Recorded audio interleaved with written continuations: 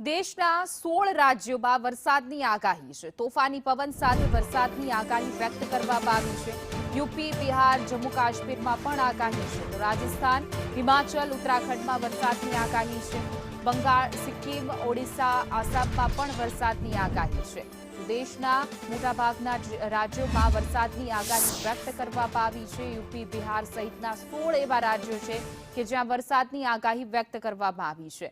ગ્રાફિક્સના માધ્યમથી સમજાવીએ તો મધ્યપ્રદેશ હોય, રાજસ્થાન હોય કે પછી બિહાર હોય, હિમાચલ હોય, આ તમામ એવા રાજ્યો છે, ઉત્તરાખંડ કે જ્યાં વરસાદની આગાહી વ્યક્ત કરવામાં આવી છે। જમ્મુ કાશ્મીરમાં પણ વરસાદ વરસી શકે છે, લદ્દાખમાં પણ વરસાદની શક્યતા છે, સિક્કિમમાં પણ વરસાદની શક્યતા છે, ઓડિશામાં પણ વરસાદ વરસી શકે છે, અસમમાં પણ વરસાદ આવે એવી શક્યતા છે, ત્રિપુરામાં પણ વરસાદની શક્યતા છે। તો તોફાની પવન સાથે આ એવા રાજ્યો છે કે જ્યાં વરસાદની આગાહી વ્યક્ત કરવામાં આવી છે। ધીમે ધીમે ચોમાસું આગળ આવી રહ્યું છે, તમામ રાજ્યોને આવરી લેશે, પરંતુ ચોમાસું થોડું મોડું બેઠી રહ્યું છે, પરંતુ તેમ છતાં 16 એવા રાજ્યો છે કે જ્યાં આજે વરસાદની આગાહી અને એલર્ટ આપવામાં આવ્યું છે।